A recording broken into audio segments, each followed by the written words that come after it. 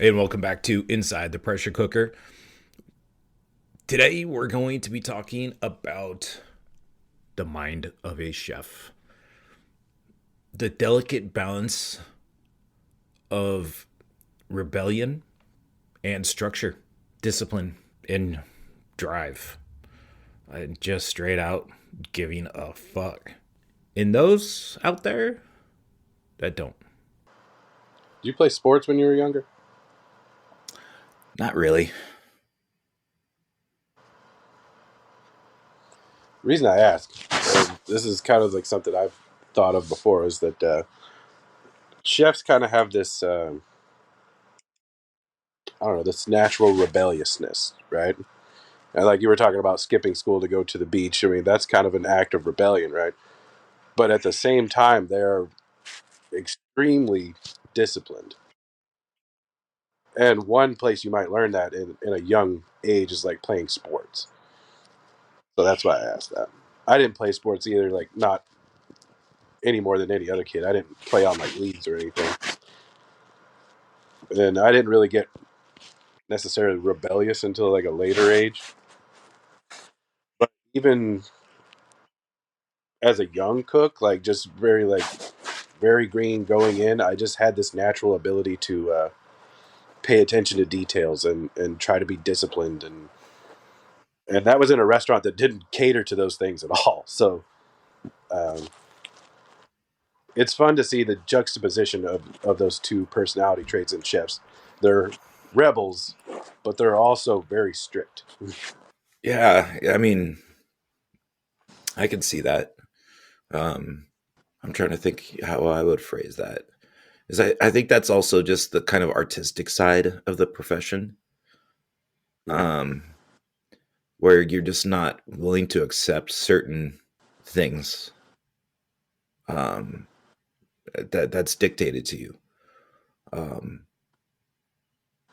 and it was honestly it's kind of the hard part I'm at with like my kids right now. I appreciate the rebellious side of them kind of going through some of these things and not accepting certain givens. Right? No, you have to do this. And it's like, why? And it's like, I just look at their mom. I'm like, I need you to help me here. You know, um,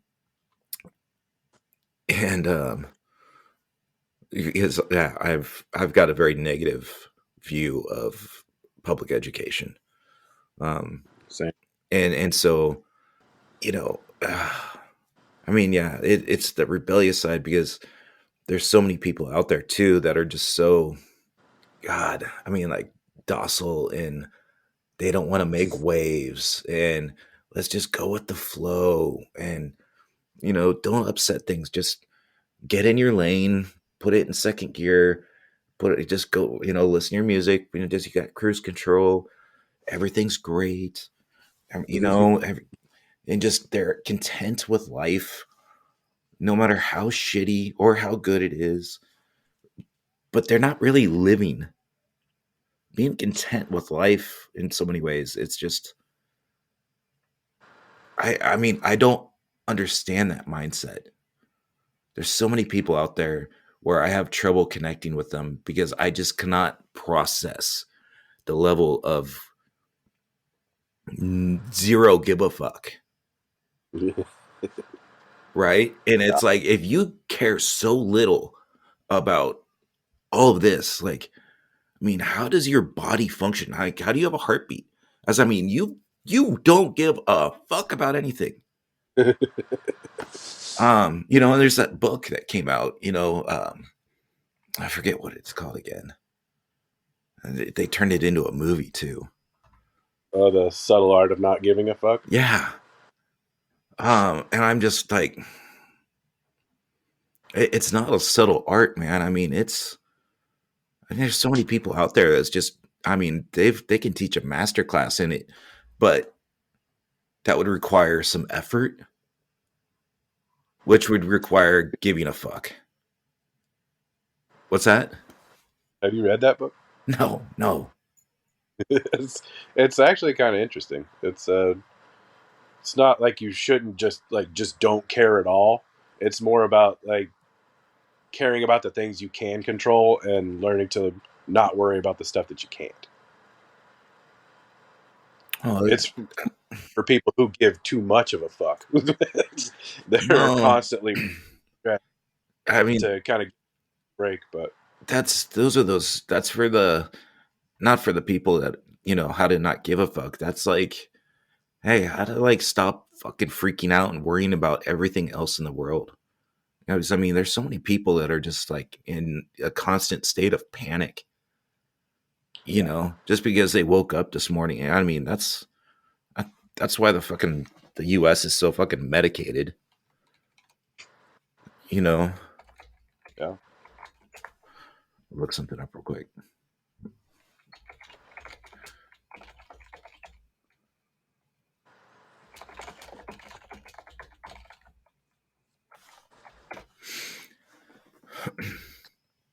Okay, the prayer for serenity. Grant me the serenity to accept the things that cannot change, the courage to change the things that can, and the wisdom to know the difference. Is that from AA? Uh, I think it's just called the Serenity Prayer. I don't Oh, know where it came from. I mean, it could, but I mean, Alcoholics Anonymous. well, I understand what the AA is, dude.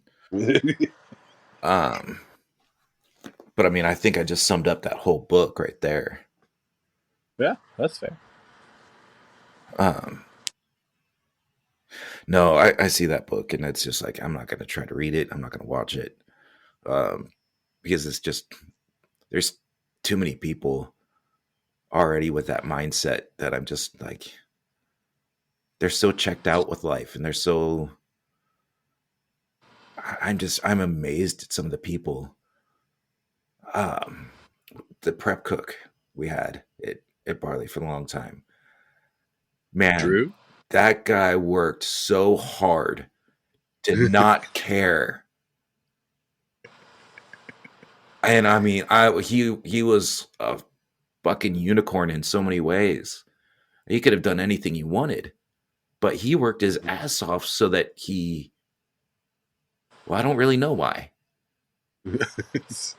Um, He was but he did not very give good. a fuck. It And I was just, was again that juxtaposition. Like he worked really hard and he had his own set of standards and he would bitch constantly about how nobody else did anything, but he would purposely do that so that he could work, you know, 3 10-hour shifts a week and then just play video games the rest of his free time yeah, because he didn't anything. no. I mean, he bragged about spending more time going home and playing video games and jacking off. Mm-hmm. Yeah. And it was like, okay, that's a little too much, but thanks for sharing. Um, but man, completely content with just that being his life. There was no drive for anything else. Yeah. It seems to be something more rampant nowadays too, and I don't know if it's like a generational thing or if it's like this weird shit that happened since COVID. But you know, like a lot of the cooks, there's no ambition at all. They don't want to get better. They don't want to learn more. They're there for a paycheck and that's it. And then they go home and play video games and jack off. And I mean, that's the thing. Like, part of it, I don't think it was a COVID thing. I think we were getting to that point. I think COVID just exposed a lot of it because a lot of old fucks like myself left, and now there's just we were carrying a lot of those other little assholes. Um, but now that's just it's so much more prevalent because it's just more well, it's more prevalent. But and I just don't get it. And why I struggled so much is I've always been very good at being able to connect with people, and that's through being able to listen to them, observe, and find ways to relate. Okay. Um, but I say that those are the people I wanted to work with, right? But those people that just didn't care, the amount of times where I really tried to find ways to connect with them, to find like, okay, how can I drive this person? There's like nothing there. It's like a dead soul. Yeah. And I was Hmm. just like, and I would get in so much fucking trouble, whether it's just HR or people like, dude, you can't do that, and I'm like, I don't get it. Like, Hmm. apparently something triggered them because they're bitching about me now. But how do I get them to take that energy that they use to bitch about me and apply that to the actual work? That would require effort, and they're not Well, about but that they life. showed effort. They They should. showed effort in a negative direction, and I think that's where people are. They're really focused on the negative. Yeah. I think might sound old, but I blame social media. No, I remember one kid. I They have got any opportunity at all just to bitch, even with strangers, they'll do it. I got trouble with this one kid one time where I was like, I forget. I'm not going to name names or restaurants or anything, but I was like, do I need to give you a trophy to fucking get you to do this? You know? And it's like, I mean, hey, you showed up. You want a fucking medal? How about you get through the end of the shift and you don't fuck anything up? I'll give you a trophy. Oh, dude, he got fucking pissed. It's like, well, I triggered something. You recognize it. Like, what, seriously, like, what is it going to take? And now all they do is just bitch about, underpaid and all this stuff. And it's like, listen, you're underpaid because you go in with this attitude. Like, you're not magically just going to make money. And I mean, by not working or not putting in the effort. And it's not just in the culinary world. My wife, when where she's at, and they've been doing a bunch of hiring for essentially entry level positions in this marketing part that she's part of. And people like straight out of school are asking for just ridiculous money. And they are so arrogant about it and ignorant to the fact that what they're asking for is completely unrealistic. And it's like, okay, I understand you've got this degree in something that's actually unrelated to the job you just applied for, and you've got no experience. You're going to require a lot of training and oversight, but you're asking for almost as much as what I'm making, and I've been doing this for how long? Yeah. But the part that gets me is just the level of ignorance of not recognizing that that's a problem. They think they're entitled to that because they showed up. Yeah. And I mean, I